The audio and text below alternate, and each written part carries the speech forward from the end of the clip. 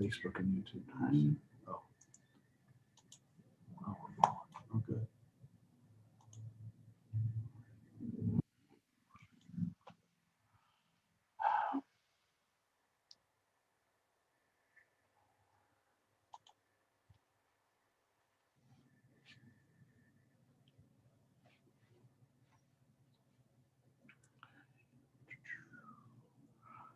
No, do you want to pull that screen over?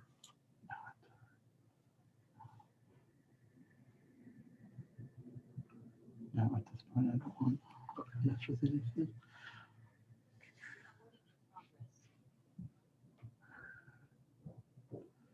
All right. So should we start? Yeah. All right. It's 5 o'clock. I'm going to start the video.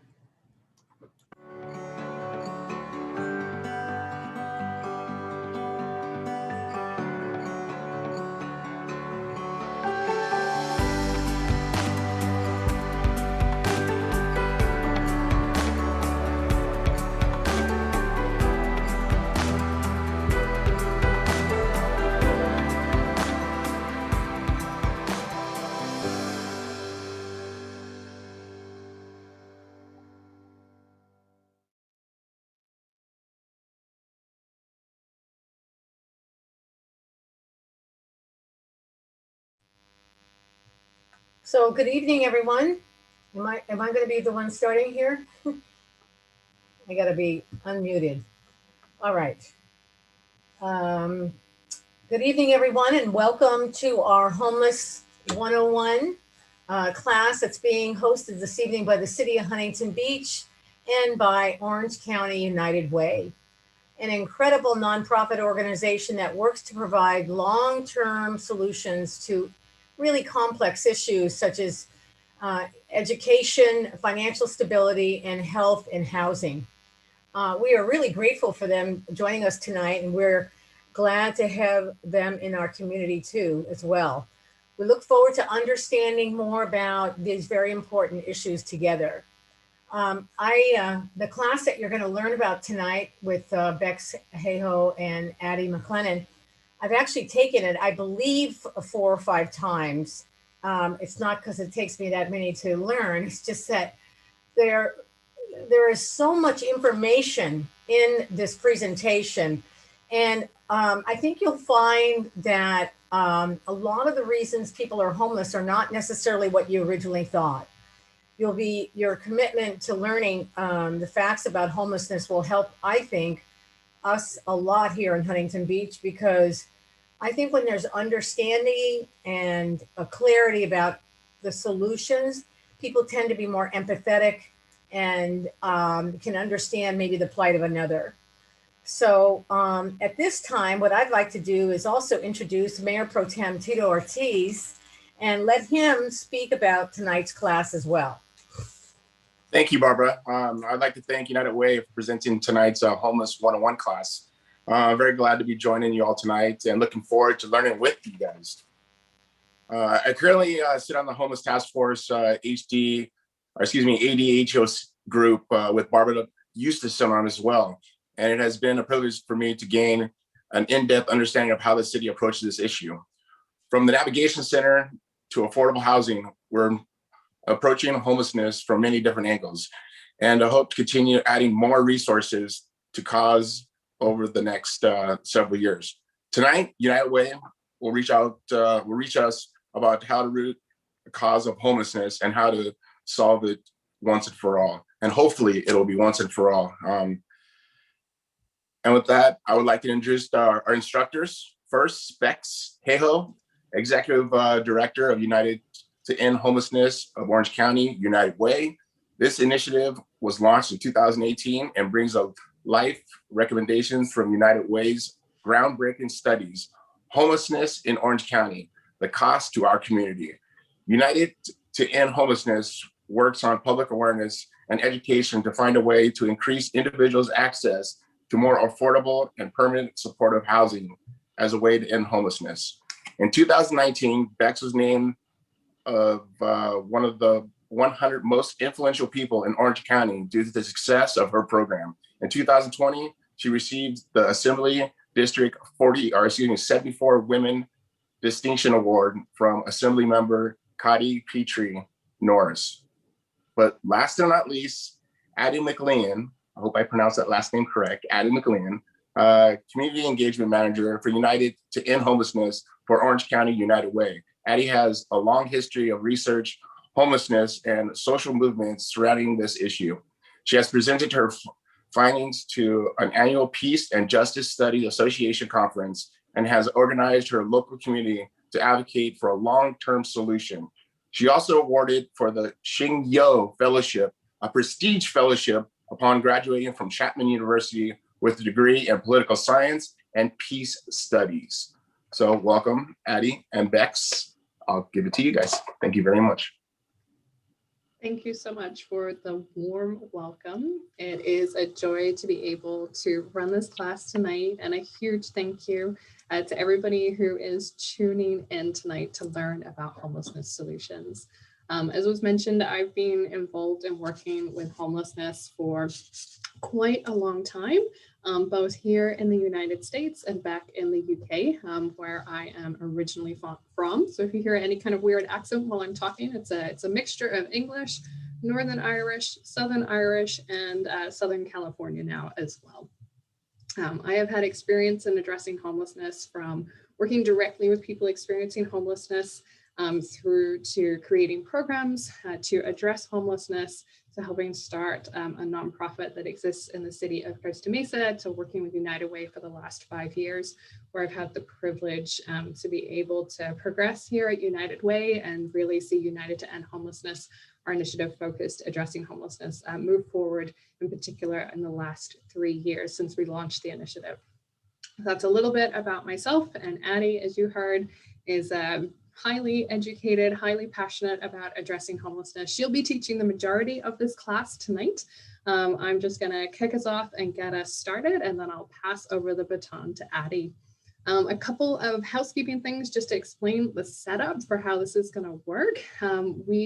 Please feel free to pop your questions into the chat box as we go through. We won't answer your questions the moment that they arrive in the chat box, but we have a couple of places in the presentation where we'll pause. We'll answer a few questions, as many as time will allow at that moment, and then we'll move forward. And then we'll squeeze in as many questions as we can near the end, but please do feel free to pop your questions in the chat box, and we will address as many as we can. Okay, so for tonight's class, we have a number of objectives that we want to run through. We're gonna look at what homelessness is and how it occurs. We're gonna talk about some of the terminology associated with homelessness. There's a lot of lingo that gets used, and that can get really confusing. So we want to make sure that you are equipped to know what these terms mean. We're going to look at philosophies for approaching and addressing homelessness. And we're going to look at what the state of homelessness is in Orange County. We're also going to explain to you the system, the homeless system, the system of care in Orange County, what it is, how it functions. And most of all, we're going to focus on providing you information about solutions for homelessness. So that's our roadmap of where we're going. And before we fully dive in, we're going to answer a simple question, which is, what is homelessness? So homelessness, just to set our tone for our time together. Homelessness is the situation where somebody doesn't have a consistent, safe, secure, and adequate location where they can live and where they can carry out the basic fundamentals of living. So it means if they don't have access to shelter, to be able to sleep, to eat, to be able to cook for themselves, to be able to shower, get clean, have that protection, then somebody would be considered to be experiencing homelessness. So if somebody is, of course, living on the streets, or if they are living in their car or an RV or in a homeless shelter, somebody is still considered to be experiencing homelessness, even if they are in a temporary shelter. So we're going to look at some big picture statistics for homelessness in the United States. We'll start off big, and then we will funnel our way down to Orange County. So these numbers are from 2019. And you're probably thinking, hey, Bex, it's 2021. Why are you showing us data from 2 years ago? Couple of reasons. So HUD requires that communities do a count. It's called a point in time count And you have to do a complete point in time count of your sheltered. So people who are experiencing homelessness in an emergency shelter or transitional shelter, and your unsheltered population, so people who are sleeping outside. HUD requires communities to do that complete count every 2 years. And so the last time that this complete count was done was in 2019. So we do have data from 2020, and I'm going to share some of that. It was just released a week ago, so it is still pretty new. But I'll put that some context in there. And then just to let you know that 2021, so January of this year is when there should have been another complete point in time count in every community across the country. But because of the pandemic, most communities opted to apply for a waiver from HUD to not complete the unsheltered point in time count portion. So there is going to be a bit of a lag in data on homelessness and homelessness numbers until we can get through COVID. So just wanted to provide you all with that information. So this information from 2019 was the last time that a complete count was done across the country of both the sheltered population and the unsheltered population. So it's just over 500,000 people were experiencing homelessness. About 54,000 families, people in families with children, about 35,000 unaccompanied youth and children, about 37,000 veterans. At that point, homelessness had been decreasing around most of the country, but there had been a big surge in homelessness on the West Coast. And many communities had a lot of successes at ending homelessness, particularly among the veterans community. So in 2019, California had 27% of the nation's homeless population. We have 12% of the overall population of the country. So those are disproportionate figures there. It's about 151,000 people experiencing homelessness in California. We put some numbers here for LA County, so you can have an idea of what those numbers look like. But I want to share with you, it's not on the PowerPoint, but I have printed here some of the key findings from, and if you're interested, the name of this report is the Annual Homeless Assessment Report.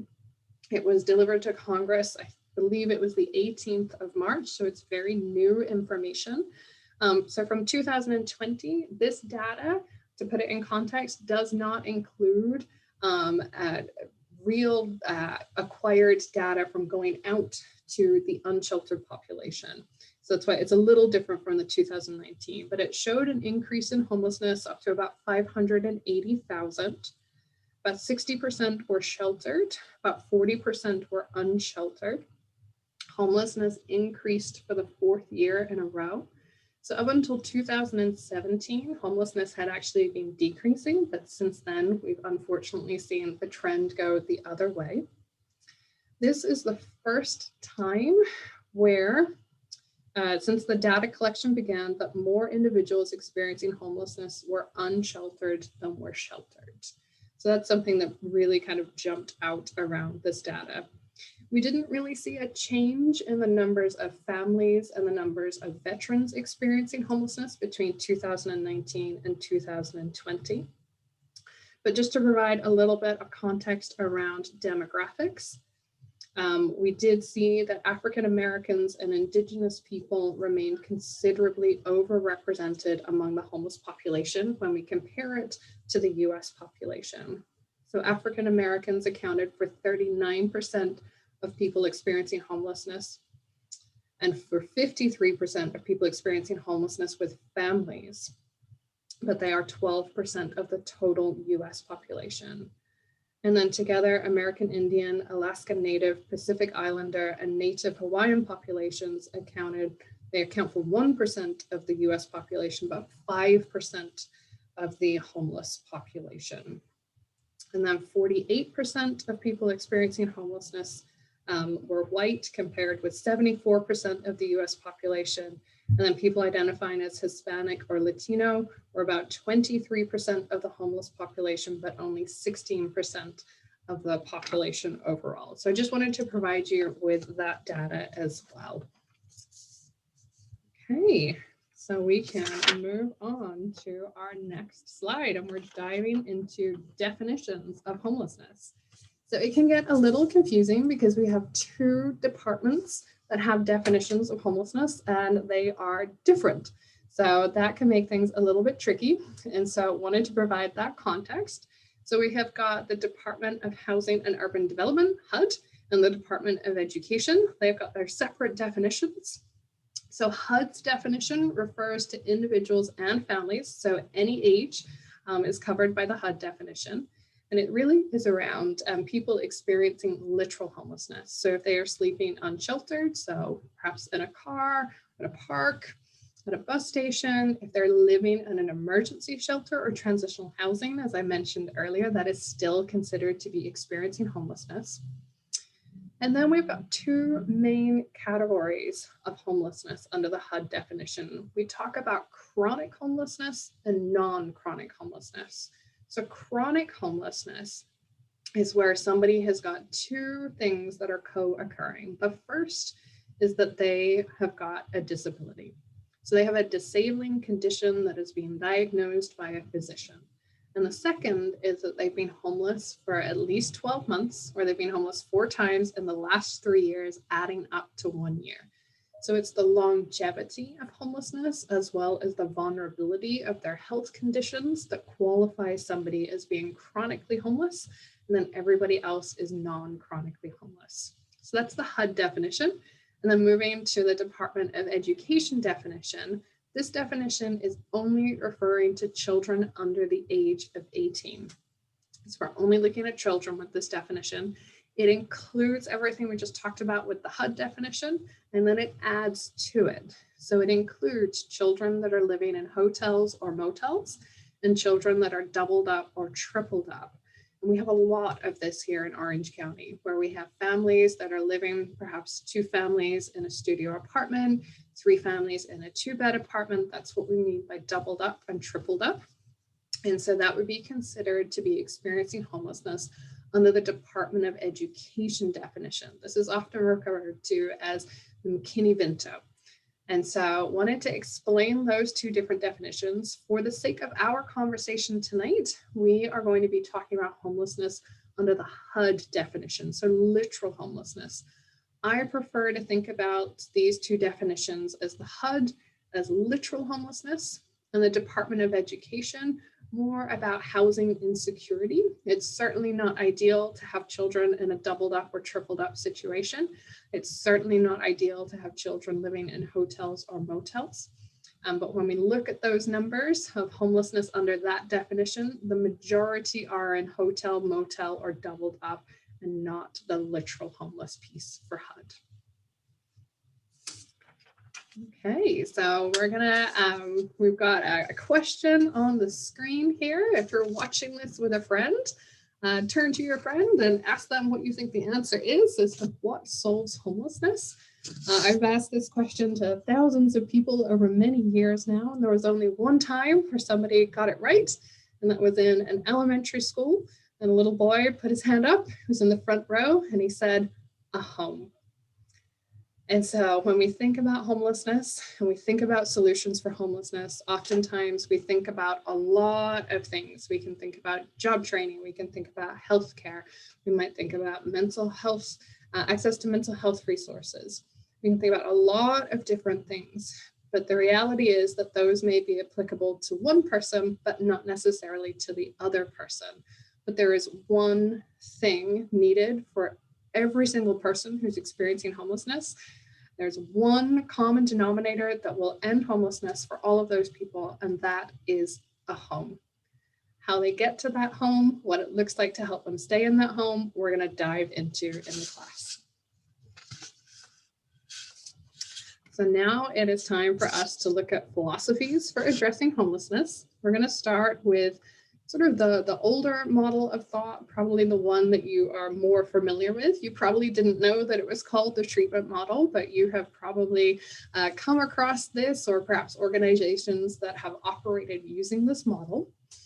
And so with this approach, it was a kind of a staircase approach to being able to get out of homelessness. And so you might have some interactions with a soup kitchen. You might get some nights in an emergency shelter. Hopefully you're going to get connected to support services. Perhaps you go to a transitional shelter. Hopefully you'll get connected to case management. And if you're able to sort of work this staircase out, then your reward, hopefully at the end of that, would be housing.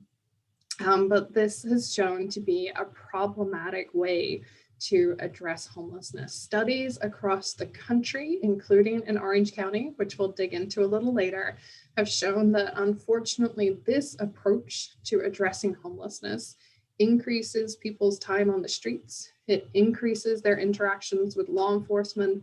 It increases their hospital visits and their length of stay, all of which become very expensive for us as taxpayers. This is a very expensive way to address homelessness. When we look at this a little deeper and we kind of peel back the layers around this philosophical approach, it's really the idea that somebody is homeless because they made poor choices. And until those poor choices can be addressed and fixed and remedied, that they shouldn't have access to a home. So when we peel it back, it's this idea that somebody has to fix themselves before they can be placed into a home, which unfortunately fiscally just does not make much sense. And so we're going to talk a bit more about that. And so there was a bit of a shift, turning of the tide, as we call it politically, under the first George Bush's administration. So this is where we get political. But one of the things that I really appreciate about solutions for homelessness is that the solutions for homelessness are bipartisan. And as we're about to talk about, they've been supported by every administration. So George H.W. Bush began to really change the conversations on homelessness and started really looking at research. It was the next George W. Bush that we saw this new philosophical approach to addressing homelessness come about, this concept called housing first. This is also the first time that we had this distinction between chronic homelessness and non-chronic homelessness that we talked about a couple of minutes ago. And it was under Bush's administration that communities had to create 10-year plans to end chronic homelessness using the evidence-based practices of housing first. We'll talk more about housing first in a moment. Under the Obama administration, they expanded that goal to not just end chronic homelessness, but to end all types of homelessness, youth homelessness, non-chronic homelessness, etc., using housing first. Under the Trump administration, they continued to promote and fund programs that used a housing first approach to addressing homelessness, and all signs point to the new administration continuing to promote, support, and fund programs using the housing first approach. So what is it? We saw before under the treatment first model that you had to use this staircase to kind of work your way out of homelessness. In housing first, we bypass that. So we try to get people straight into housing as quickly as possible and provide support services to them to be able to stay in their housing. So it's really important that you hear me when I say that it is both of those things. We do not put somebody in a home and run away. We also don't just offer case management support services and never offer a home. It needs to be both of those things together. How do we get somebody into a home as quickly as possible? And how do we provide the right support services that are unique to them, to their family, to their needs, so that they can maintain housing? And when we look at this and peel back the layers, homelessness is viewed as a housing problem, and it is treated as such. The research across the country, the studies show the hospital visits and stays decrease, interactions with law enforcement decrease, time on the streets decreases, and this is shown to be a much more cost-effective and fiscally responsible approach to addressing homelessness, which is probably why every administration has backed it and supported it and continued to move it forward. Okay, so now we're going to dig into some more terminology and types of shelter and housing that you may be familiar with. So we just want to kind of break it down a little for you. So we'll start with emergency shelters. And so you're probably pretty familiar with these. These have been in our community for quite a while. And amazingly, unfortunately, we've had an increase in emergency shelters, which is a really good thing. The population targeted for emergency shelters are both people who are non-chronically homeless and chronically homeless. These tend to be on an overnight basis. Some shelters you might be able to have access to 30 days, but most of them tend to operate on a night-by-night basis. So services at an emergency shelter will vary depending on the shelter. And so there has been a shift recently for emergency shelters to evolve to become navigation centers, where the goal is providing that shelter as well as getting people connected to services so their homelessness can end, which has been a really good shift that we've seen across the county. And really the goal with an emergency shelter is safety, is to get people off the streets, be able to get a roof over their head, and then hopefully to be able to connect them with services. I think we have a photograph of the inside of this. Is a shelter in Costa Mesa.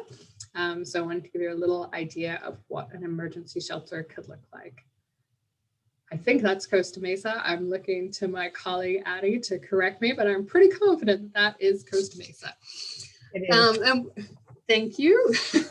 Sorry, I had a moment there. Then the next one type of solution that I want to talk about is transitional housing. Again, transitional housing or transitional shelters, those two are used interchangeably, that you might be familiar with. It's been around for quite a while. This is really targeted at people who are not chronically homeless. So if you're chronically homeless, you're probably not going to do very well in a transitional housing situation because of the way that these programs are set up. So these are normally, it's more of a program that somebody applies for and is able to then join and kind of work their way through the program. It could be anywhere from 6 months up to 2 years, depending on the program. And what's being offered here are temporary support services.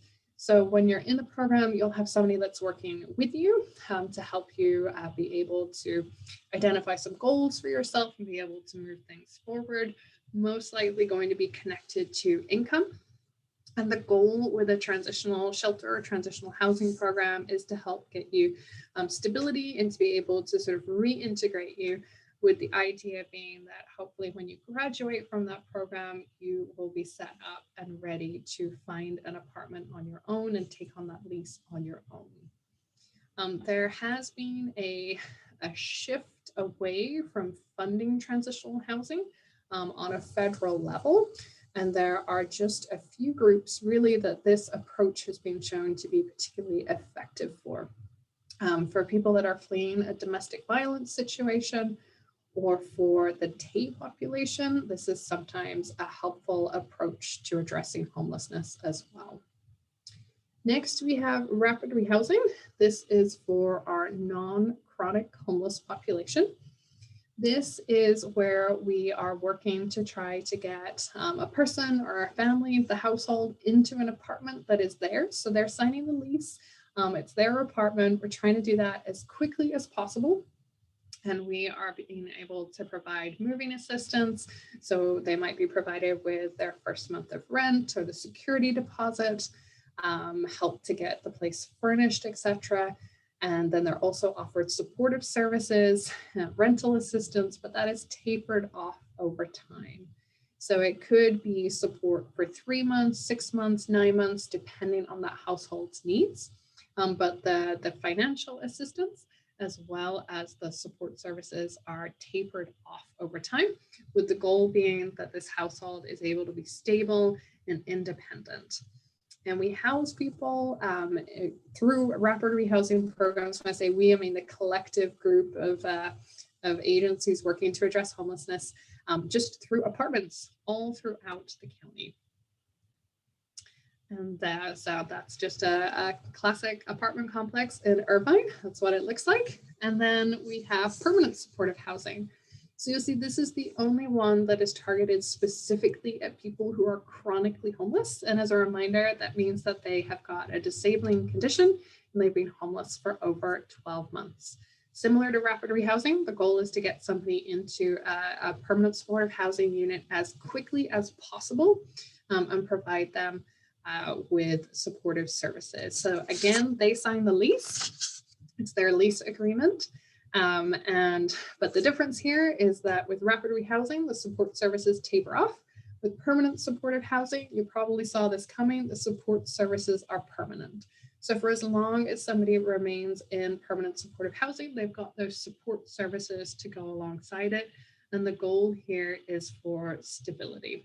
And there's two ways that people can access permanent supportive housing in our community. One is when they receive a rental assistance voucher and they're able to find an apartment throughout the community, similar to rapid rehousing. And then the other is where an entire apartment complex is built for the purpose of becoming permanent supportive housing, or perhaps it's a mixture of affordable housing and permanent supportive housing. And we have an example of what that looks like coming up right now. And so this is the Rockwood, and this is in Anaheim. And so we just wanted to give you an example of what permanent supportive housing looks like. Okay. And I think we have a couple more examples of permanent supportive housing, as I want to make sure I show you what it looks like across the community. So Max, can you hear me? I can. Oh, okay. I was just going to interject on the Rockview. I don't know if people know this, but isn't it family oriented, and they have a full-time preschool there as well?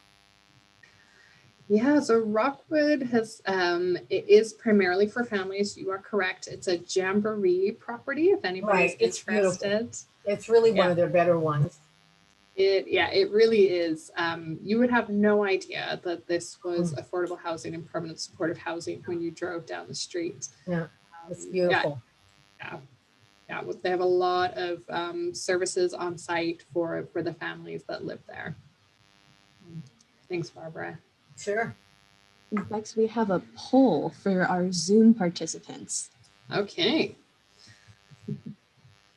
So I will launch that poll now. And so I apologize for the folks who are not tuning in through Zoom, but we're basically just going to be asking the attendees here, what of these responses do they think are using a housing first approach? So we'll just keep it up for a few seconds. So I apologize, you're going to have to answer fairly quickly. And then we'll give the answer to everyone. So I'll give it just 10 more seconds for the poll for folks to answer. I'm going to close it in 5, 4, 3, 2. I'm really stretching this. 1. Wonderful. Thank you. Yeah, so the question was, which of these are operating using a housing first approach? And the answer is rapid rehousing and permanent supportive housing are the clearest examples of what a housing first approach looks like, which as a reminder is again where we're trying to get somebody into a home that's theirs, where they sign the lease as quickly as possible and providing them with the support services to remain housed. Fortunately, we're seeing a really positive shift with a lot of emergency shelters that are now focused on trying to get people into housing as quickly as possible. So there are emergency shelters, navigation centers in our community now that are using a housing first approach. Transitional housing doesn't tend to use a housing first approach. Okay, so we wanted to provide 2 more examples of what permanent supportive housing looks like. So the previous slide was an example from Anaheim, and now we have got some examples from Newport Beach and Santa Ana. And if you're looking at these saying that looks horrible, you are correct. These are the before photos. So this is what these places looked like. The one on the left was an apartment complex. The one on the right was a rundown motel. And so I'm going to show you in Newport Beach what it looks like now. So this is permanent supportive housing specifically for veterans. So there are 12 units here, and it was transformed. We can click through the photos. Thank you. This was approved unanimously by the City Council in Newport Beach. It's right off PCH, and it has been a very successful permanent supportive housing development there. On the right, this is Santa Ana. As you can see from this, it used to be a motel in the city of Santa Ana, and it has been transformed, and it is called The Orchard. So this is 72 apartments. 71 of those are lived in now by people who used to be experiencing homelessness, and one of those is lived in by the property manager who lives on site there. They also have staff on site to be able to provide the support services to the residents who live there. And so this is another example. There's an amazing mural out the back. There's also a community garden where they grow produce. And so it really is another great example of how to transform a building and turn it into permanent supportive housing here in our community. And so I think we are ready to take a couple of questions. Let's see. So I think we have one that's popped in here. Have a little look.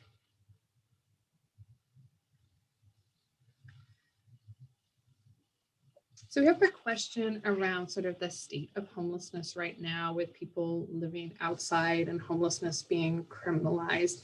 And it looks like it came in at a particular point in the slideshow. So I'm not too sure what it was referencing. But we are going to talk a lot more about that. And so, while absolutely we were referencing some solutions to addressing homelessness. So we were talking about rapid rehousing, permanent supportive housing as solutions for homelessness. But what you're going to hear as we move through this class is that we just don't have enough resources available for the number of people who are experiencing homelessness. So we're going to dive into that a lot more as we go through this class, but keep the questions coming in. I'm going to pass over to Addie now. Addie's going to walk us through the next few sections of our class. Thank you so much, Bex. That was a perfect tee up into the rest of the curriculum, since what Bex presented is really these core ideas that we'll need as we go through the rest of this presentation. So thank you so much. So Bex said that someone was asking about the state of homelessness for our community. And so we're going to dive into that data right now. But a quick caveat before we jump right in, as Bex was saying, this is data from 2019. So like Bex was saying, 2021 was the planned date for the next full point in time count. But due to the pandemic, we had to adjust as a community. And so that adjustment happened very recently. The count was scheduled for the beginning of 2021. So the data that was able to be collected during that time is still being crunched. So we're still waiting for Orange County stats specifically. But in the meantime, we still have the 2019 data, which is super exciting because from 2019 to the previous years, we did this point in time count, the methodology shifted. So in past years, like 2017, et cetera, there was a lot of extrapolation used. So for example, just to give you an idea, for people who were counting in the point in time count during 2017, they would go out to a community, they'd try to count as many people as possible, and then they would maybe survey only a couple of those people. So they take those counts and they take that survey data they did get, and they'd extrapolate on what the state of homelessness looked like in our community. And that was still a HUD accepted response. But in 2019, there was a shift in mentality, and our counties and our community said we can get a more accurate count. And so there was over 1,000 volunteers deployed throughout Orange County that each had a survey on their phone. And if they encountered someone experiencing homelessness, they'd be able to do that survey with that person, and you would be able, and that data was able to be collected in live time. And so this is the result of that new sort of focus on where we tried to get as many surveys as possible. We tried to count as many people as possible. And this is what we found in 2019. So in 2019, there were 6,860 people counted experiencing homelessness in Orange County. And you can see sort of the region breakdown of Orange County into spas. A spa is not a luxury business. It is a service planning area. It's just a way to sort of talk about regions of Orange County. And you'll also see that there were 271 transitional aged youth experiencing homelessness in our community, 677 seniors, 14 unaccompanied youth, so minors without their parent or guardian, 311 veterans, and 466 families with 966 children included in that number. And these are children who are homeless under the HUD definition of homelessness. When we look at our sheltered count and our unsheltered count, we see that there were 2,899 people in our shelter and transitional systems in Orange County, and that the majority of our families were in these programs, which is super, super important. We need that vulnerable subpopulation connected to these resources. We also see that between 2017 and 2019, there was a 121% increase in the amount of shelter beds that came online. So I believe it was 1,390 new beds came online in that time frame. That number has increased since this data, which is super important because our community did not have enough shelter beds coming online. And so it's good that these new shelter beds have been opening up to get people experiencing homelessness connected to this very important part of our system. It's very important to remember that emergency shelters are a key part of our system, but they are a part of a broader system, which we'll get more and more into throughout our presentation. So you see that our families are super connected into our shelter system, but when we look at our unsheltered population, I want you to note that the majority of our veterans and the majority of our seniors are experiencing unsheltered homelessness. So they are sleeping in their cars, on the streets, etc. And this is very concerning because research across the country is showing steep increases in senior homelessness. So seniors are falling into homelessness at very high rates, and senior women are actually the group that's falling the fastest into homelessness. So it's very concerning to me that such a vulnerable population is experiencing unsheltered homelessness in our community in this way. We also are going to pull out that that 52% of our unsheltered population was chronically homeless. So once again, they have that diagnosed disability and they've been homeless for a year or longer. When we look at the gender breakdown of our shelter and our unsheltered population, we see that the majority of our unsheltered folks are men, but when we get into our shelter system, it's much more evenly broken down across gender. A question that we get a lot is who's becoming homeless in our community? And so this, we decided to pull it out and pull out the data for you because this was actually part of the point in time count in 2019. And we found from the point in time count that the majority of people had their last permanent address in Orange County. So the place they were in before they fell into homelessness was in Orange County. And you see 31% of folks were in the North Service Planning area, 32% were in Central Orange County, and 9% were from South Orange County. We also wanted to get a better sense of those community ties that people have to our community. And we found that 51% have family in Orange County, 51% attended or were currently attending school in our community. That is actually a very big issue, not only for Orange County, but also for the state of California, where there are a lot of our students, so students from Cal State Fullerton, from other local colleges like UCI, where these students that are going to these classes are also experiencing homelessness. We also see that 72% had worked or were currently working in Orange County. When we look at another study, so we're going to look at data from the UCI cost study, which was done prior to the point in time count, we find very similar results. So majority of people in our community have been in Orange County for more than 10 years. So 68% of people have been in Orange County for 10 or more years. And that's actually a slightly higher percentage than if you were to survey the general Orange County population. And 90% of people were US born individuals. So majority of people experiencing homelessness in our community were US born. So when we look at these two studies, we see very similar results. And we see that the people who fall into homelessness and are experiencing homelessness in Orange County, they are from our community. They have significant ties to our community. They worked, they grew up here, they went to school here. And that's very consistent with trends that communities across the country find when they do similar studies for their communities looking at homelessness.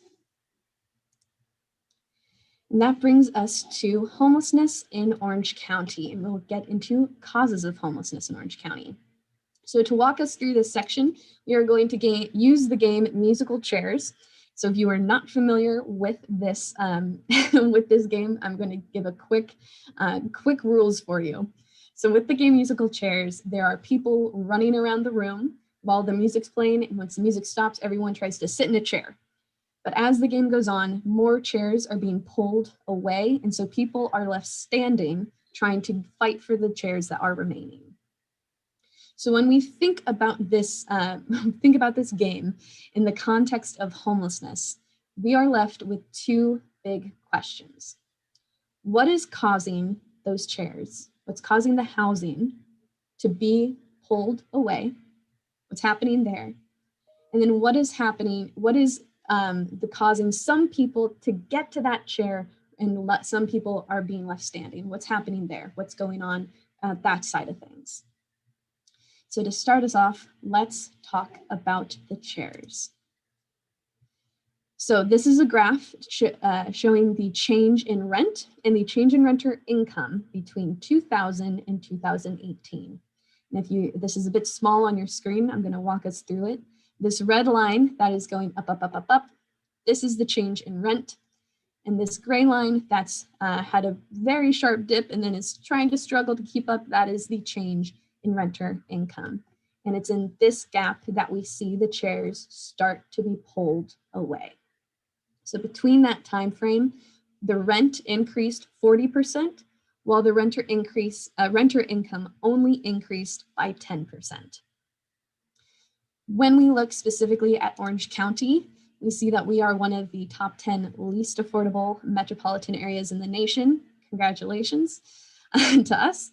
But when we look at the 2020 FMR facts for a one-bedroom apartment in Orange County, we see that a fair market rent for that one bedroom costs around $1,700 a month. If you find that, let me know. That is what fair market rent is for a one-bedroom apartment in Orange County. If the annual income that is needed to afford that one-bedroom apartment is $71,400 annual income. And to break that down towards an hourly wage, that wage would be $31.38 an hour. If you work a minimum wage job, you would need to work 106 hours per a week in order to afford that one-bedroom apartment. And the rent that is affordable to an SSI recipient, so very common for folks who are experiencing homelessness, who are in PSH, that they are on SSI or receive SSDI benefits. The rent that is affordable to these folks is around $283 per a month. Once again, we see the math not adding up, where when someone can afford $283 for that $1,700 price tag. This is where we see the chairs being pulled away out of people's grasp. So with that being said, let's take a moment and we're going to dive into the people side of our question. But before we do, we're going to take this time to just pull apart two things that get very confused and very muddled when we're talking about this issue. So it is important to know that there is a difference between what first caused someone to fall into homelessness in the first place And then the barriers that that person might have after they've been homeless for 6 months, for 12 months, for a year, for 2 years, and the barriers that they may have that might be making it difficult for them to end their homelessness. Those two things are different. So for example, if I was a street outreach worker, which means I am a person whose job is to go to people who are experiencing homelessness on our streets and try to connect them to resources. If I were to go and I were to encounter someone today, but that person first became homeless yesterday, I would probably find that what caused their homelessness and the barriers they have when I met them, I would probably find that those two things would be very similar. However, if I were a street outreach worker and I encountered someone today, but that person first became homeless a year ago, 2 years ago, 4 years ago, there would probably be a very big difference between what first caused their homelessness and the barriers that they might be experiencing when I met them. It's important to pull these two things apart because today we are talking about causes of homelessness in our community. And with that being said, let's look at this data. This is from the UCI cost study. This is the one part of the cost study. It was very robust. And so this is the reason for why women become homeless in Orange County. We see the number one reason at 74% is lack of affordable housing and how that interacts with job loss. That is the number one reason why women become homeless in our community. The second reason at 21% is domestic violence. So these are women who are in a situation that is so dangerous that they are fearing for their life. They are fearing for the life of their child. That is the reason why they became homeless. That is the second reason why women in Orange County become homeless. And the third reason at 5% is drugs or alcohol. When we look at this breakdown for men, for why men in Orange County fall into homelessness, it looks a bit different, but still, the number one reason why men become homeless in Orange County is, once again, that lack of housing that is affordable to them and how that interacts with job loss. That is still the number one reason at 57%. The second reason at 22% is family issues. And when we say family issues, we are talking about divorce. We are talking about death of a family member. We are talking about an abusive situation. That is what we're talking about when we say family issues. Family issues, drugs, or health at 22%. And then the third reason at 21% is reentry from jail or prison, drugs, and mental health. So when we look across gender, this is what we see for the top causes of homelessness in our community. The number one reason is finding a retaining job that has a sustainable wage where they're able to afford housing that's available in our community at 40%. The second is related to finding or retaining housing that is affordable to them. So you can see how those two top causes are very related to each other. And the third reason at 28% is, once again, family issues, that divorce, that death of a family member, that abusive situation, etc. So when we look at this data, this is what we see. And that is not to say that those other barriers and issues are not part of the conversation. They are, we saw that. But it is not the vast majority of why people become homeless in our community in Orange County. The data just does not show that. And a quick note, if you are looking at those percentages and you're saying, I think that adds up to over 100%, we know, but that is because people could choose multiple reasons for what caused their homelessness. Another important part that came out of this cost study was that we found that people experiencing homelessness in our community had childhood conditions that increased their vulnerability to homelessness. So 32% of people experienced sexual and or physical abuse as a child. 42% had a parent or other adult household member who had an alcohol or substance use problem when they were growing up. So you can imagine the chaotic environment that that could create for someone when they're growing up. 14% had a parent or immediate family member who had spent at least one night experiencing homelessness when they were growing up, and 18% spent time living with non-parental relatives, foster parents, or in the foster care system during childhood. And there, just a quick note about that 18%, there has been a lot of a lot of research and a lot of programs trying to figure out how people who are aging out of the foster care system don't fall into homelessness. So there's been a lot of work trying to be done to make sure that people who age out of our foster care system are able to exit into a stable housing situation. So I'm going to pause here for questions. Hello. So we did have a few questions that came in. So I'm going to pose these, and then between Addie and myself, we will do our best to answer these. So one question that came in was, we had shown examples of housing in Irvine and Anaheim and Newport Beach and Santa Ana. And so a question that we had that came in asked if people who are Huntington Beach and experiencing homelessness connected, are they able to access that housing? And so what I will say is that we're going to talk about this later on. So it is not a cop out in terms of not answering that question, but we are going to talk about that a little later. So some more to come on that. We had another question that came up around tiny homes. And so I know this is something that has been, it gets media attention every now and then. It cycles through quite a bit. Andy, I don't know if you want to speak to that first, and then I can follow up. Yes, definitely. So I know that this question actually, I think LA last year or this year, there was a lot of media attention about their tiny, the village, their tiny home. And there's been some talks of tiny homes more in the context of not as an alternative to housing.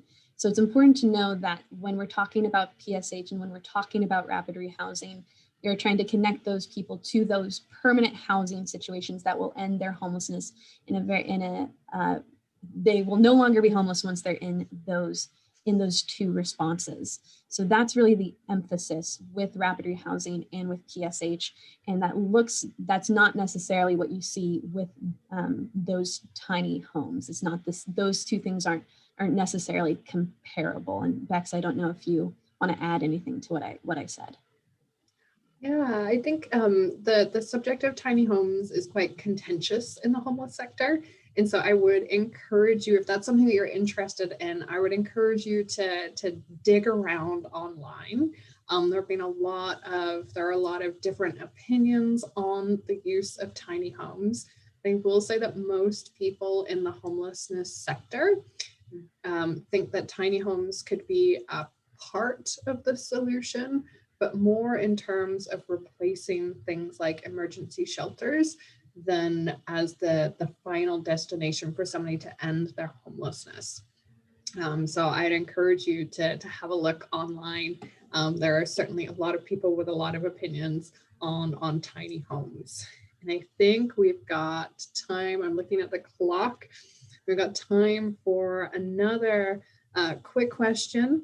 So we did have a question around people in permanent supportive housing and sort of what they can and can't do while they're in permanent supportive housing.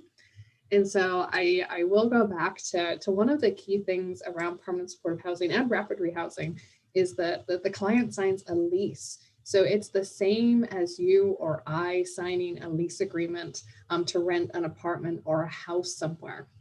So in terms of what's legal to go into that lease agreement, so anybody who's in permanent supportive housing is signing a lease agreement that's going to look very similar to a lease agreement that you or I would sign. And so that lease agreement will cover, you've got to pay your rent on time. You're responsible for, whatever your responsibility is for the utilities, for following whatever, noise accommodation there is in your neighborhood. So it'll address kind of all of those standard things. It doesn't dictate behavior because my lease doesn't dictate my behavior.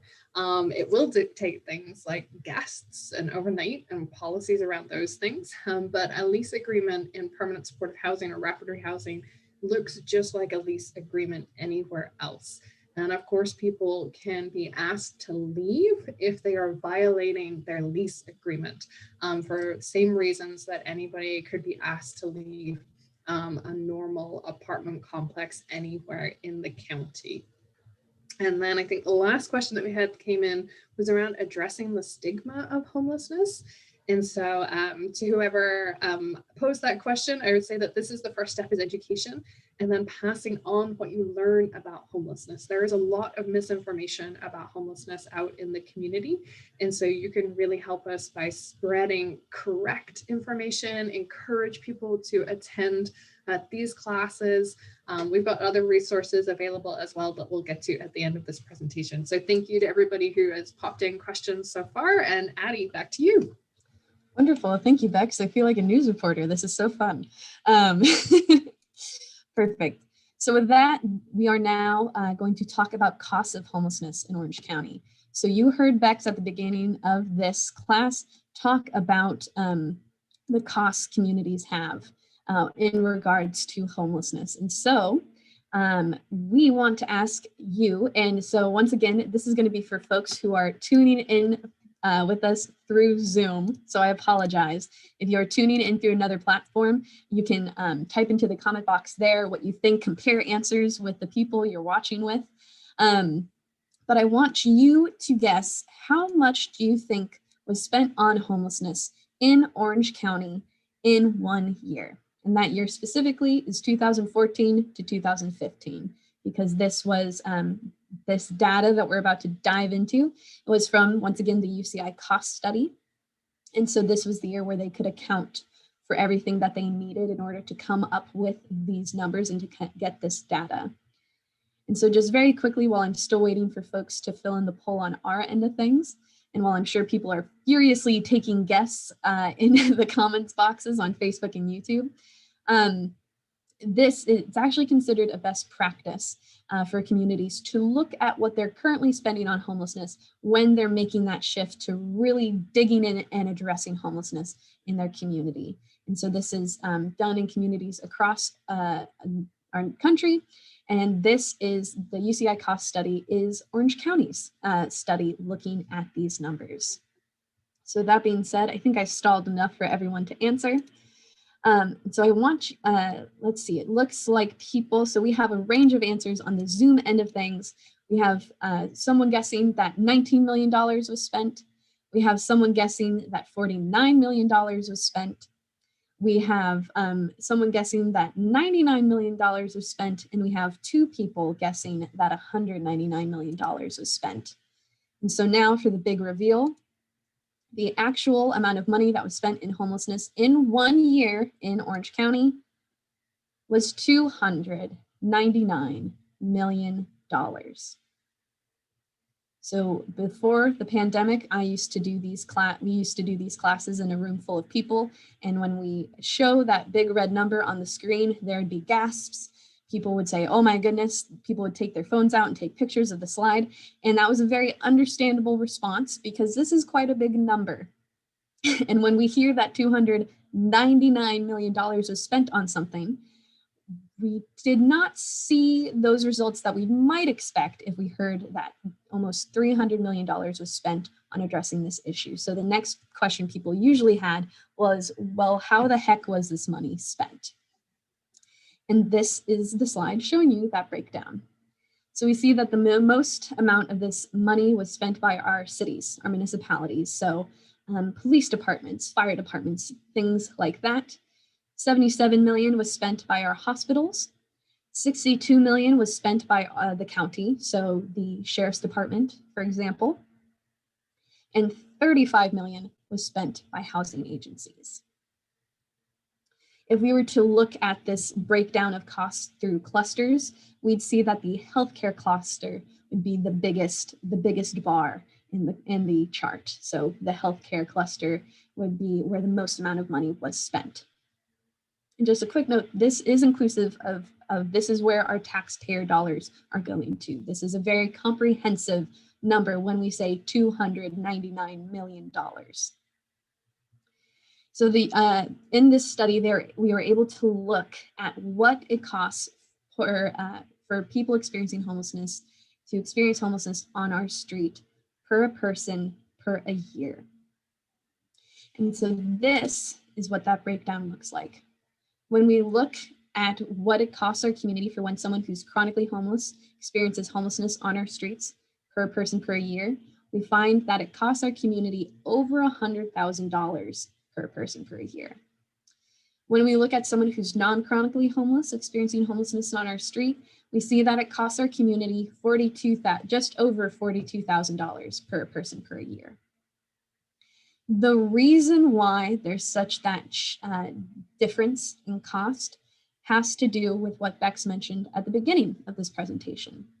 It has to do with that disabling condition that our chronic homeless population has. It's that disabling condition, it is that health component, it is that, that is what we're seeing. That's why there's that big difference between our chronic population and our non-chronic population. If you're looking at this graph and you're saying, this is a lot, I will break it down. This is looking at different costs for different service utilization in our community. And the big takeaway I want you to get from this slide is that this right here, this navy blue bar, this is the cost to do nothing. This is the cost to do nothing. This is the cost for what's currently happening out on our streets. This is the cost for that, for us to just turn a blind eye and not do anything about it. This is the cost to do nothing, and it is by far the most expensive option we could choose as a community. Any other response, an emergency shelter, a transitional housing program, any other response is cheaper than doing nothing. That is the big takeaway from this slide. When we look at these housing first responses and how those costs look compared to the costs we've currently gone over, we see that for someone who's non-chronically homeless, for that housing first response way of rapid rehousing, this is what we see in terms of costs. For someone who's non-chronically homeless to experience homelessness on our streets per person per year, costs our community $42,000. However, if that person is housed through rapid rehousing, and that is inclusive of the housing and the supportive services that Bex mentioned earlier, that trickle, that are able to be slowly phased out over time as they get more and more stably housed, that cost goes down to $9,175. When we look at this difference for people who are chronically homeless, and I'm going to say this slowly to see if people can remember what is the housing first response for someone who's chronically homeless. When we have someone who's chronically homeless, experiencing homelessness on our street, we saw that it costs our community over $100,000 per person per year. However, when that person is housed through permanent supportive housing, hopefully if people were guessing along at home, you guessed permanent supportive housing, we see that that cost goes down almost by 50% and goes down to $51,587. And that is once again inclusive of housing and those supportive services that help that person stay stably housed. That is quite incredible. When we look at the cost difference for folks who are our most costly 10% of our chronic population, this is what we see. And so the reason why we're pulling out this group of folks is that these are people who have the most complex health conditions. They are in and out of the hospital. They are in and out of the emergency room. They are staying for long periods of times. They have very complicated health conditions. And for these people to stay on our streets, it costs our community just under $440,000 per a person per a year. It's also important to note that this group of people, this is the group that we see a lot of deaths of our homeless population come from. So in 2020, there were over 300 people. These are people's parents, friends, siblings, children. There are over 300 of these people who passed away on our streets experiencing homelessness in 2020, one of the most deadliest years for folks experiencing homelessness in Orange County. A big portion of those folks were part of this group right here. for those people to stay on our streets costs just under $440,000 per person per year. However, when that person is housed through permanent supportive housing, they have access to those healthcare resources that help their health stabilize. It's preventative care that they're able to get connected to. They have a roof over their head. That cost goes down to $55,343 per person per year.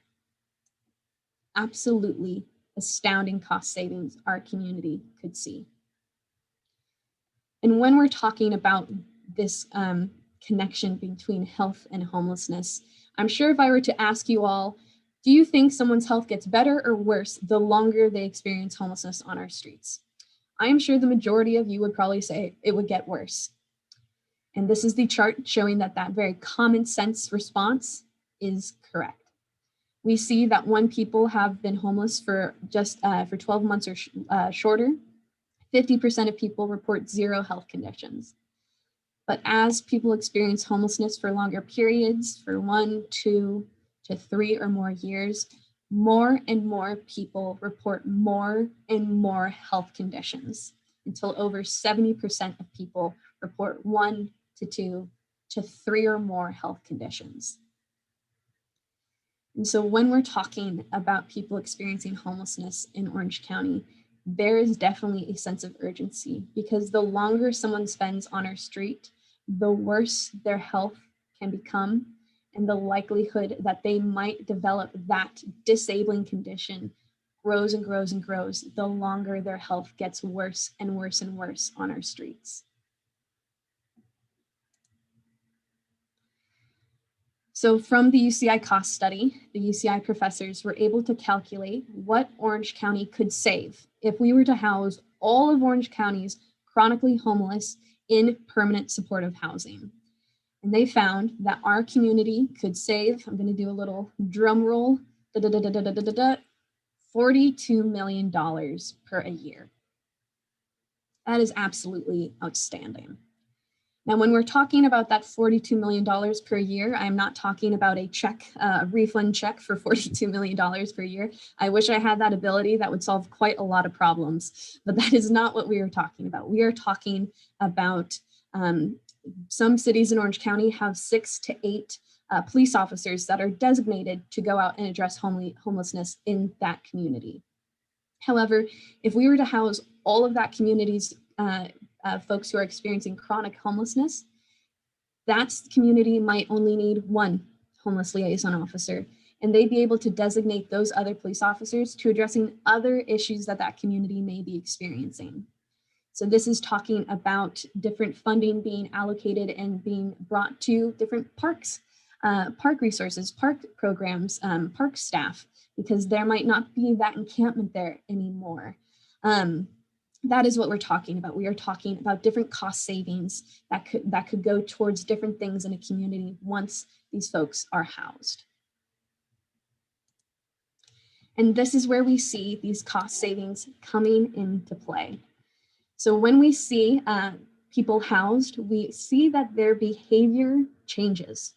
So there's a 100% reduction in the amount of times that someone is arrested once they're housed. There's a 78% reduction in the amount of times that someone is in an ambulance. And there's a 43% reduction in the amount of times that someone goes into the ER. And each of these things is where that $42 million is being saved. We also see that when people are housed, they want to stay housed. So in Orange County in 2019, there are 98% of people that were housed remained housed. And in 2020, 99% of people that were housed remained housed. Very, very high success rates when we talk about these housing responses in our community. So that was quite a lot, but hopefully by the end of this section, you came away with 3 big takeaways. We talked about how that primary cause of homelessness is that gap between what people can afford and what is available to those folks to rent. We talked about the costs of homelessness and how they decrease markedly with that provision of housing. And we talked about how those troublesome issues that people typically associate with homelessness tend to dissipate once that person is housed. So the big question, hopefully on everyone's mind, is why not housing first?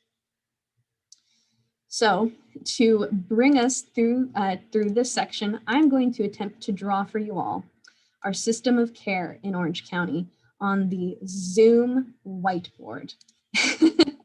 So really quickly, I'm going to draw a poorly done stick figure. I never said I was an artist. I'm here to teach a homelessness 101 class. I'm not here to be a talented artist for you all. But if someone could type into the chat box that you see a stick figure and 4 poorly constructed mushroom houses on your screen. I'll just make sure that this Zoom function is working adequately. Okay, I think we're good. Perfect. So the big question of this system of care in Orange County is, how does someone go from experiencing homelessness to being housed in our community? So back many years ago, back quite a while, possibly even before there was access to cell phones, someone who is experiencing homelessness in Orange County might be aware of an emergency shelter that was by them. So they go to that emergency shelter just to find out that it was full. So clearly this was a very frustrating process for people, not very efficient, and very difficult to navigate. And so on the nationwide level, a new system came online called 211. And 211 was a resource directory that people could call. So you can dial 211 on your phone. You can text 211 now. You can go to 211's website. A lot of different ways to get connected to 211 now. But you would be able to contact 211 and tell them what you're experiencing and what your needs are. And 211 would be able to say, would be able to direct you to the resources that are in your local community. So very similar to where you dial 211, it would be very localized. 211 would be able to say, okay, there's bed availability here, there's bed availability here, but do not try this shelter, they are full. So it was a bit better. People had a better idea of what resources were around them and how, and if they would be able to access that or not. But we were still missing that component of vulnerability, of prioritization, of trying to figure out, well, if someone has this medical condition and this other person does not have that medical condition, how do we figure out who gets what resource? And so a new layer was added to our system called the coordinated entry system, or CES for short. The coordinated entry system is where this prioritization is really coming into play. And the coordinated entry system in our community comes with an assessment tool called the VI-SPA. You really got to sound it out because it is a very bulky acronym, but it's called the VI-SPADAT. And the VI-SPADAT really functions as it's very similar to how if you are in an emergency room and a nurse comes out to check everyone's vitals in that emergency room to figure out, okay, who needs to see this doctor first? Who needs to go back first? That is what the VI-SPADAT is trying to do.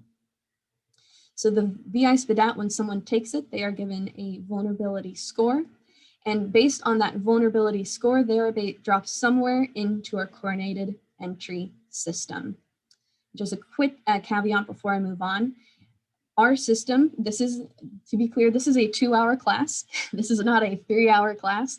And so just for our purposes today, we're going to be speaking in broad contours of our system. There's more nuances when we really get into it, so bear that in mind, but this is just the broad contours of our system.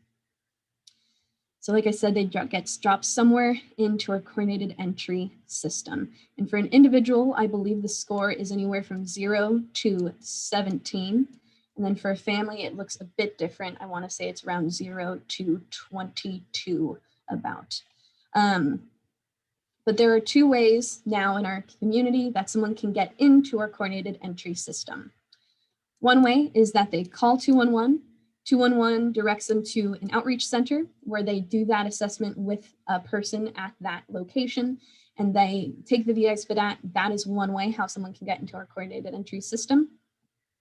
The other way is that if someone's experiencing homelessness in the field, they might encounter a street outreach worker that is trained and designated to give the VI SPDAT. That is another way that someone can get plugged into our system typically. So once we're in our coordinated entry system, there are 3 broad buckets that people are placed into based off their VI SPDAT score. For folks who fall into the lower bucket, typically this is with a score of, I believe it's around 3 or lower. They would probably be told, here are a list of resources, but you're so sorry, you're gonna have to move forward a lot on your own. For folks who fall into this middle bucket right here, they would probably be told, okay, rapid rehousing would be the best response for what you are experiencing. And for folks who fall into this top bucket here, they typically have a score of 8 or higher, depending. For folks in this top bucket who have a high vulnerability index score, signifying that they have very high vulnerabilities. So people who have a score closer to 0, you're considered to have low vulnerabilities. Folks with a higher score, the more vulnerabilities you are seen to have. For folks in this top bucket, they would probably be told permanent supportive housing would be the best response to what you are experiencing. So just to keep it as simple as possible, we're going to stay in this top bucket right here. In this bucket, there are lists of names that are generated. These lists of names are called the by name list or the prioritization list. And there are 3 lists for Orange County. There's the veteran by name list, the individual by name list, and the family by name list. It is literally just a list of names. And the way that names get floated to the top over other names is a very nuanced and detailed process. But 2 factors are usually considered a lot of the time, and that is the length that someone's been homeless. That is heavily considered, and this VI SPDAT score, that is also looked at as well. A few more other things are considered and factored in as well, but those are the 2 most commonly looked at factors. So this is how we get our list of names. And the way that this list of names is connected to the housing that is available, that process happens through weekly match meetings that are held through the county, where the list of names are brought to the table and the housing that's available is brought to the table, and the people that are in that room try to make a match. A quick note on our housing. It's important to note that depending on what funding streams were used to create that unit of permanent supportive housing, those different funding streams can have different requirements attached to them, and that can determine the eligibility of that unit. So these requirements can get very, very detailed. Maybe the funding stream that was used was for a veteran. Maybe that funding stream that was used was for a veteran with an other than dishonorable discharge or an other than honorable discharge. It can get that. Those are just examples, but that just shows you how detailed these eligibilities can get. And so that can determine what housing is available to be matched to the folks that are on that list, because if the folks on that list do not meet that eligibility, they are not able to be matched to that unit. So we have a broad map of our system of care in Orange County. And now let's talk about it in action, because when we see our system in action, this is where we see the roadblocks that it really runs into. So overall, we're going to speak in broad terms. What we see is we see a lot of people coming in to our coordinated entry system. We see a lot of people taking the VI SPDAT, getting into our coordinated entry system and getting into the PSH bucket. But what we don't see is a lot of housing units coming online to allow those people that are coming in to exit our system in a reasonable amount of time. We do not have enough of this coming online to address the need that is coming into our system when we see it in motion. We have a system that's meant to help people figure out and navigate what would be the best response to what they're experiencing. It's doing that. We have a system that's trying to triage and prioritize who needs what first, and it's doing that. But our system is not being able to get people out of our system and into a permanent supportive housing unit. And this leads to long wait times in our system where people can enter and then be waiting for multiple weeks, maybe even months in some cases. And people are just stuck in our coordinated entry system. This is what we typically see happen. So with that being said, let's bring us back to the PowerPoint. So when we look at how many units are there in our community, we see that in 2020, there were 663 rapid rehousing units and 2,496 permanent supportive housing units. And when we're talking about new units that are set, hopefully, to come online in 2021, this is what we see. We see 20 units set for Anaheim. Buena Park has 2, go Buena Park. There's 57 units and 69 units through Buena Esperanza. Westminster has 2 for 68. Santa Ana has 33 and 43 coming online. And then when we look, we see that San Juan Capistrano and Yorba Linda both have 10 units coming online, hopefully in 2021. And when we look countywide with Project Home Key, and we'll get into Project Home Key in a bit, I promise, we see that there are 2 developments coming online in Stanton, both in Stanton. So the big debate, these are 2 questions that we get very frequently, so we want to just call them out specifically in our presentation. So, do people choose to be homeless? This is a big question that we get. And so Bex, who spoke earlier, and myself and many people on our team have worked in homelessness for many years, and we have not encountered someone who wrote in their high school yearbook, "I want to be homeless when I grow up." That is not typically what a child aspires to be when they grow up. We also, when we hear this question, we refer people back to our system of care. And we talk about the long wait times that can happen when someone enters our system. Many, many people have chosen to end their homelessness. They have said, yes, I will take the VI Spadat. I will go to this outreach center. I will take the VI Spadat. And then weeks, maybe months later, they are still waiting. They're still waiting for their homelessness to be ended. All those people chose not to be homeless anymore, and they are still waiting. So when we hear this question, we need to really table it until we have a system that is able to quickly and effectively address the needs that our community currently has before we're able to look at this question again. That is what we see when we look at the true answer to this question, do people choose to be homeless? Another question we get a lot is, do people want help? And for this part, I'm going to ask for you all to indulge me through an exercise that you're going to do to yourself. Do not put this in a chat box. Do not put it in a comment section. This is for you and you alone. So I want you to think and hold in your mind something that you might have a lot of shame around, something that you're not very proud of. I want you to think about that and hold it in your mind.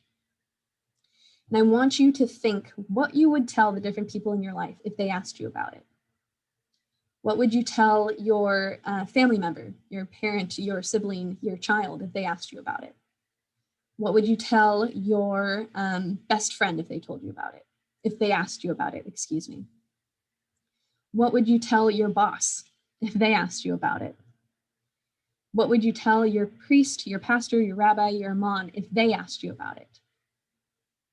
And what would you say if a police officer who had handcuffs, pepper spray, and a gun, if they asked you about it? What would you tell them? Would you give every single person the exact same answer? No. I know for me, I would not, and that is okay. That is called having boundaries. It's saying, I don't know you. Why would I tell you every single intimate detail about myself? Some things that I'm not very proud of, some things that maybe people in my life don't even know when I do not know you. It's important to go through this exercise because when we ask the question, do people want help? We need to ask 2 follow-up questions. We first need to ask, who is offering the help? That's super important because that can change the answer. The OC Sheriff's Department went down to the Santa Ana riverbed where a few years back there was a encampment in that place.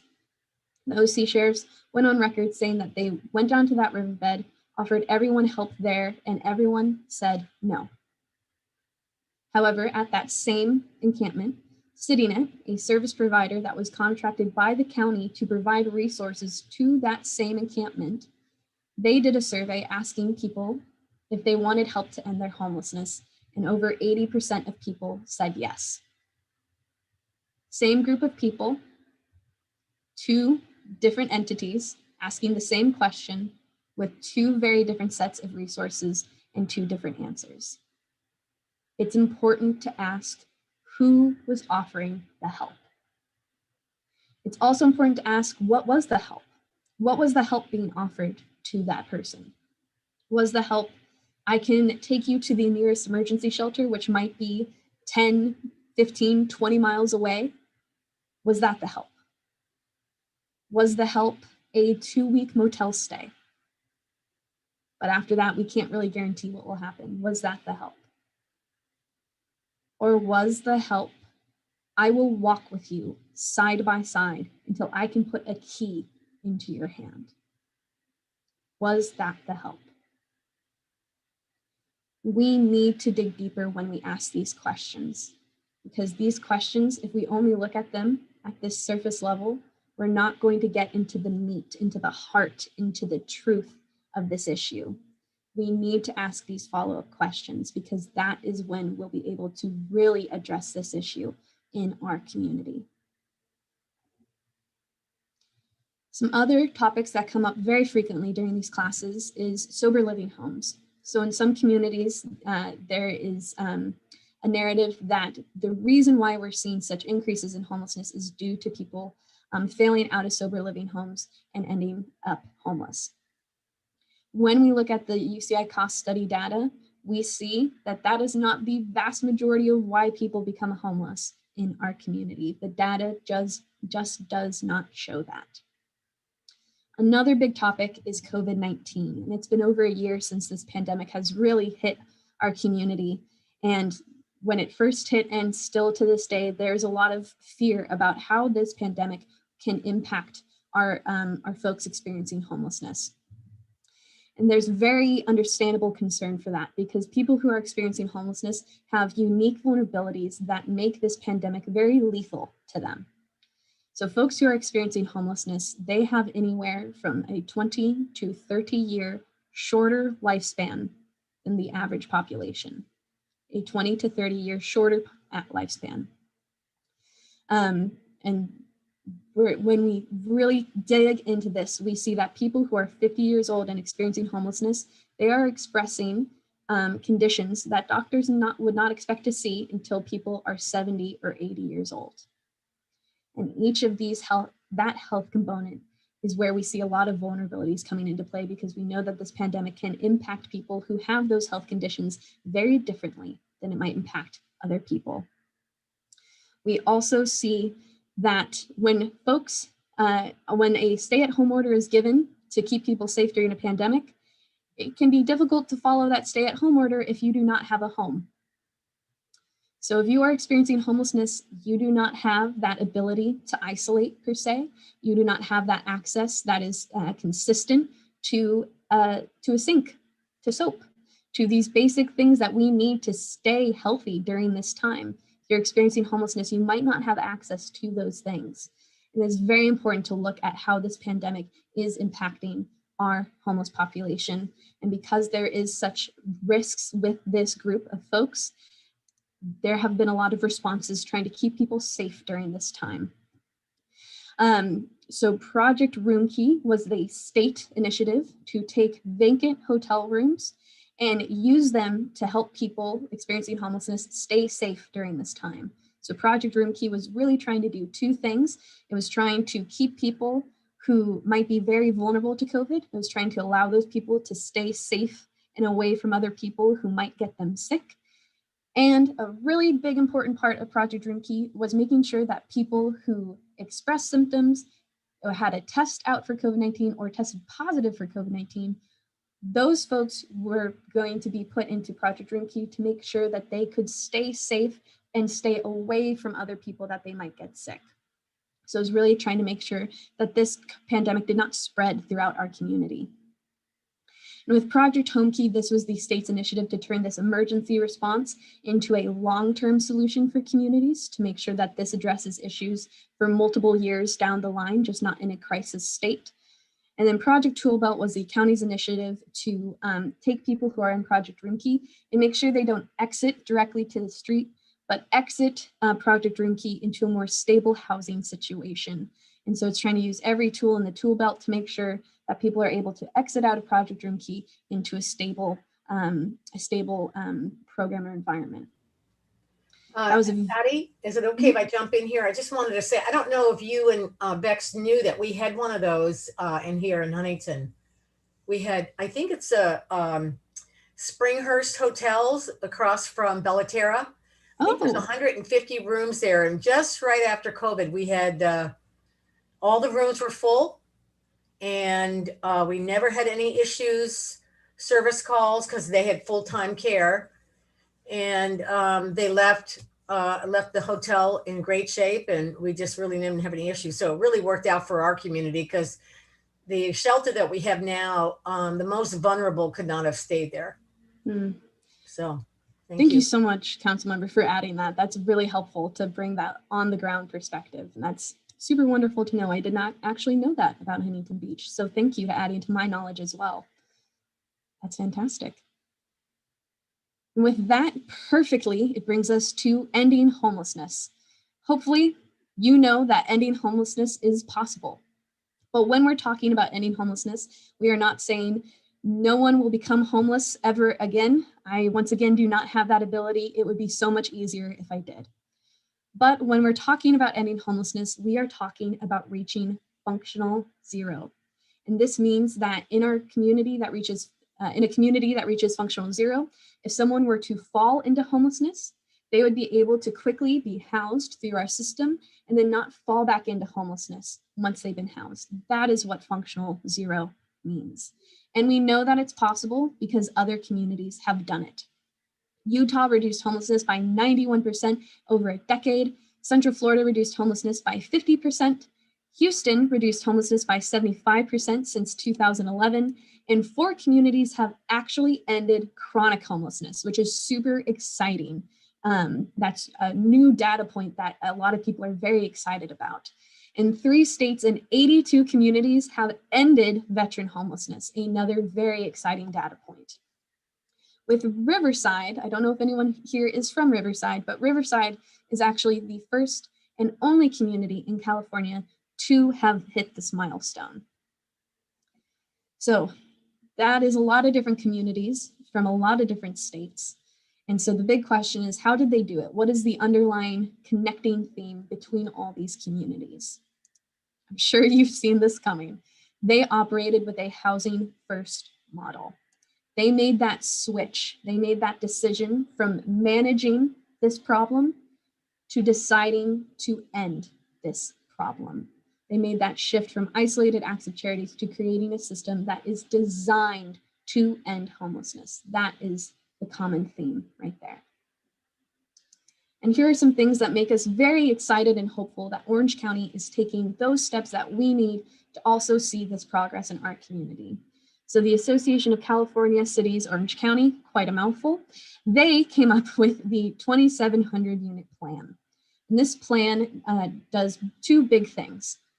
It sets a goal of PSH units that Orange County needs to come online in the coming years to make sure that we address this problem for the long haul. That's part of the plan, a very important part of it as well.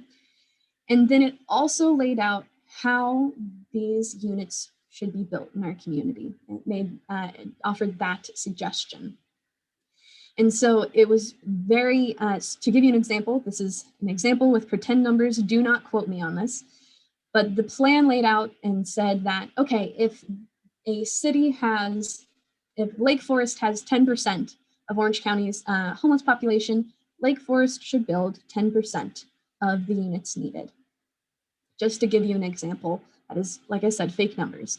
But it was trying to lay out a way for cities to each take their fair share of the pie and step forward together to make sure that not one city would be bearing the brunt of addressing this issue for the rest of the county. So this plan was brought to all the different city managers in Orange County. Over 20 of them said, yes, we love it. And then around this same time, there was a federal lawsuit, and that really brought a lot of attention in our community to emergency shelters. And so with that focus on emergency shelters, there was that a lot of those numbers increasing, like I said. And then, but now we're seeing these communities revisiting this plan. Another big part of this piece is, well, how are these units going to be built? Where is the money coming from for these units? And so the Orange County Housing Finance Trust is this pool of funding where basically if there's a PSH development that needs, it has the 3 ingredients it needs. It has developer, it has a public housing authority, and it has a service provider, and it just needs gap funding. It just is missing that little bit of funding it needs to get from the pipeline to on the ground. That development could access this pool of funding and get built in our community. This trust also makes us more competitive for other funding streams we weren't available for beforehand. And the Orange County business community liked this idea so much that they built and that they created the Orange County Housing Trust, which is a mixture of their private dollars and public funds.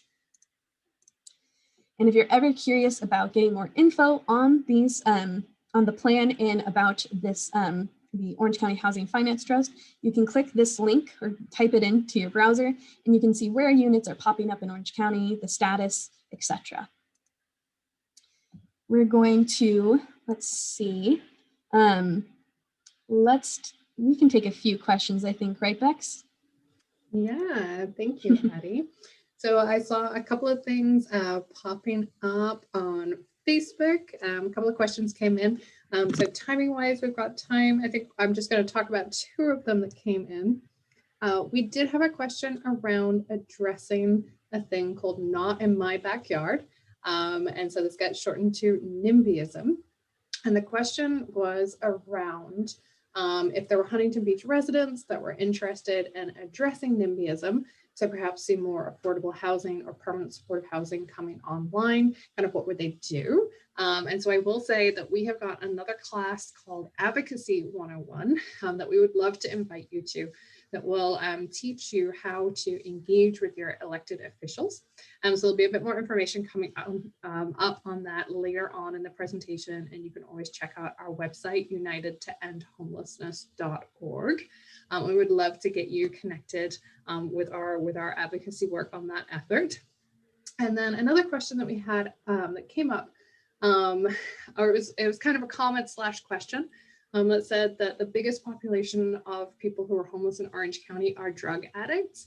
And so I saw that, and I just want to speak directly to that, but that is false. So that is just simply not true, that the majority of people who are experiencing homelessness are addicts. So the 2019 point in time count, out of the unsheltered population, 34% said that they had a substance abuse issue. For the sheltered count, it was 27% of the population. So are there people who experience homelessness who struggle with substance abuse? Yes, there are. Are there people who are housed who struggle with substance abuse? Yes, there are. So substance abuse doesn't discriminate whether you are housed or unhoused. It is an issue that is facing our entire country, whether somebody is housed or not housed. And so I just wanted to address that. And then the question popped up around people that refuse services. And I would just encourage you to perhaps rewind back on the video to when Addie was addressing the questions of, do people want help? And just rewatch that section around what is the help that is being offered to somebody, and what is the potential outcome of that help, and will that help that's being offered, is that actually going to be something that's going to end people's homelessness or not? And so I just encourage you to go back, rewatch that section, and think about that. But we do need to move on so we can get through the rest of this. So Addie, I'll pass back to you. Thank you so much, Bex. Wonderful. So with that being said, let's talk about United to End Homelessness. Bex gave us a little preview of what's coming up. But United to End Homelessness, we are an initiative empowered by Orange County United Way, where there were recommendations made in the UCI cost study, and our work is trying to make sure that, that we carry through with those recommendations. So this is a look at our organization of our initiative. We have a very unique structure where we engage with a lot of different stakeholders.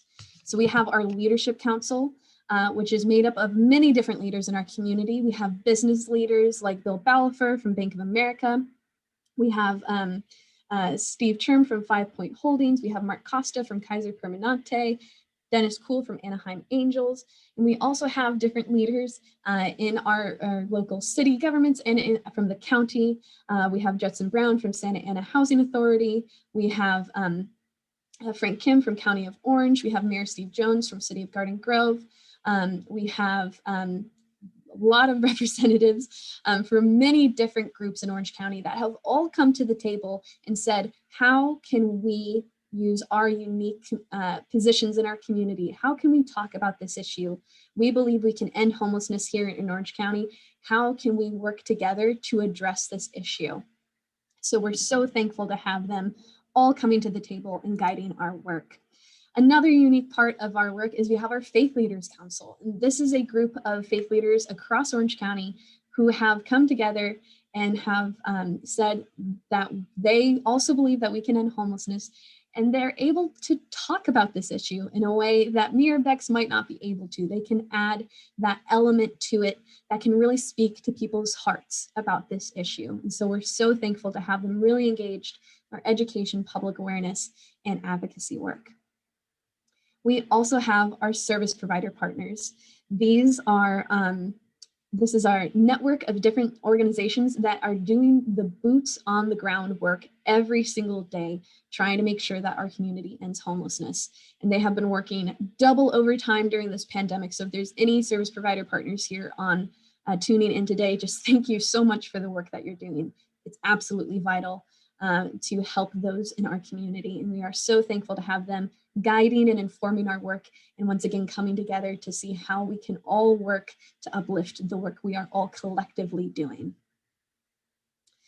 For United to End Homelessness, we have three main areas of our work, areas of focus. We have our public awareness and education work, and that is this. That is our classes. We go out and we talk to people about this issue, and we try to give people the language and the tools and the resources they need to have a solutions-oriented conversation about this topic. This can be a very heated discussion, and we want this to be a productive one that's really oriented on how we can end homelessness. And so we have done, we've put toppers in the OC Register. We've had a public awareness campaign that had billboards. We also talk about this issue in a lot of other different ways. So we have a social media campaign that happens every year around Hunger and Homelessness Awareness Week, where we make videos, we make media infographics, and we just try to have this collective push online, changing the way people think about this issue and educating people on the facts, on the data for our community. We also have a mural, so a very fun, creative way we talk about this issue, and I encourage you to visit. You can find out more about that on our Facebook page. We also have videos on our website to give a face and to tell people's stories, because it's important to remember that these are not just numbers. They are not just statistics. These are people with their own story, their own experiences, and their own lives. And so that is where we try to give more of a voice to this issue in that way. And we also have community chats. So if you loved this presentation so much and you're saying, I don't know if I could do another 2-hour presentation, well, we have 30-minute information sessions that happen Thursday afternoons once a month, where we bring local experts to talk about different aspects of this. So recently we had three speakers come on to talk about the financing of permanent supportive housing. Very, very fascinating. We've also had people talk about family homelessness, talk about women experiencing homelessness, etc. You can find those all on our YouTube page. You can find those out by subscribing to our YouTube page. I apologize, the light has turned off in the room that I'm in, but we will move forward. So you can find our community chats on our YouTube page. You can also get connected to our advocacy work. And so we call it Housing Champions because advocacy can be scary for people. So this is where we are trying to give people the tools they need, like Beck said, to be local leaders about this issue and to really be able to speak to city councils and say, this is why I believe in these solutions, and give city councils the ability to say, this is why I'm making my decision. This is why I'm doing this thing. So if you're interested in that, you can attend our local Advocacy 101 workshop. You can also, after we close this Zoom, there will be a Zoom poll, a survey that you can, or a Zoom form that you can fill out, where it will have different resources for you, where you can sign up for them. You can sign up for a newsletter, and that's where you can see about upcoming classes as well. And you can click that link right there to see what upcoming classes are happening on Eventbrite. You can also sign our petition to end homelessness. This is a way that we can also show that collective support for our community. And once again, allows, we can take this to City Council and can show them that this is the support that this solution has in our community. You can follow us online to always stay up to date on what we're doing. And we also have a third area of focus called our Welcome Home OC work. And this is where we try to work with property owners across Orange County to house people who have a housing voucher in hand that's about to expire and get them housed into a unit that that property owner has that is vacant. So we work with housing authorities, service providers, clients. We work with property owners, and we have partnerships with CAA and AAOC. And we work with all of them to make sure that vouchers do not expire in our community. So we try to support the property owner through things like security deposits and holding fees. We have a safety damage mitigation fund as well that they can access in case anything happens to the unit. So that is how we support the property owner to make them feel safe and secure. And then we also provide new furniture to the person that is being housed through Welcome Home OC.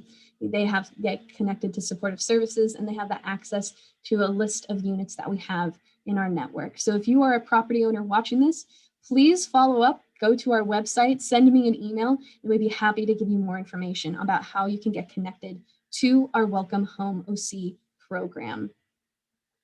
Other ways to help, you can sign the petition. So you can find the petition on our website.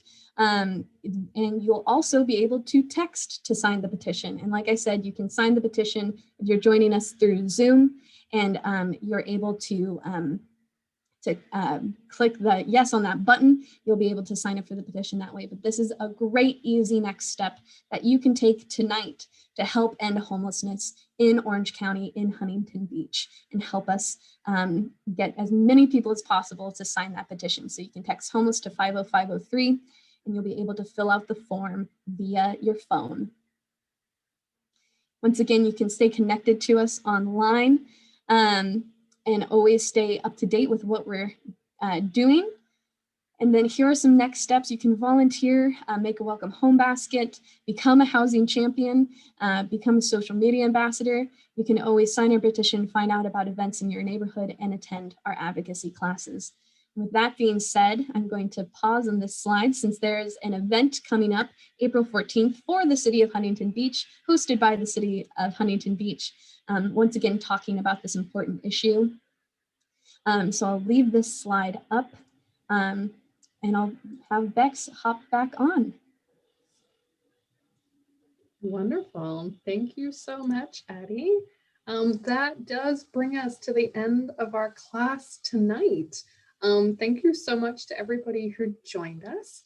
I'm not sure if Barbara or Tito would like to make some closing remarks. So if you would, I Yes. will gladly pass Yes. the baton. Yes. First of all, thank you, Addie and Bex. Terrific presentation, so informative. And I know for me, I went to a number of classes because it's a lot of information that you gave tonight. If you're hearing it for the first time, it can really be a little mind-boggling. Excuse me, especially the part about the cost. And I honestly, if you have not been to the hospital lately, for whatever reason, you don't really have a sense of what it would cost. I mean, but if you're in a hospital for a weekend, you're looking at probably $20,000-$30,000. So you can imagine someone coming in off the street and they stayed for a week, and it just adds up before you know it. But I'm so delighted. I really appreciate your company and your organization. I do. I don't have to say it again. But what I really like about you coming out tonight, and I'm sure Mayor Pro Tem Tito feels this way as well, is you gave a lot of resources in your your presentation. So if somebody wants to get involved in a small way or maybe learn a little bit more, they can. If they want to be, like me and take a couple classes, do that. But I do believe people are now seeing that we can't just not do something. Solutions really is the end. Housing first, healthcare right there. And I could go on all night, and I don't want to do that because I want to give Mayor Pro Tem a chance. But I just want to say thank you. I look forward for you coming back. And Tito, would you like to say something too? Yes, once again, just thank you. I mean, absolutely, this was amazing. Just a real eye-opener for me. I mean, as a child coming up, I had a little homeless situation myself, but I was able to get put into, my mother had actually saved me. So I was very happy of her being a responsible mom, but giving me an opportunity for myself to work as hard as I had to have what I have. So I'm very, very thankful for the opportunity you guys gave me tonight. Once again, this is an eye-opener. Of course, this is my first class, but I'm thankful for Kim Carr to actually appoint me to come in and watch this. And I plan on doing this more and more and more, because this is a huge situation that is happening here in Huntington Beach that we do need to take care of, and that's the homeless. And everybody does need help. We just got to get the right people in front of them to question them the right way. And you said it perfectly, of an officer coming up to a individual compared to just a regular person coming up to an individual and helping them. So I think you girls are doing an amazing job, as I said. Thank you. I'd just like to add here at the end, I just wanted to let the public know more about our navigation center, which I know you know how proud I am of it. And homelessness in general, we have a site here in Huntington Beach. It's www.hbhomelesssolutions.com. And please visit. It has a lot of information that that Addie and Bex went over tonight. And any questions you can submit right online. I'll go to the task force. And you want to wrap it up, Tito? Yes, and lastly, of course, the recording tonight event will be posted to hbhomelesssolutions.com, as well as our YouTube at youtube.com/City of HB. So please check it out. This is really important.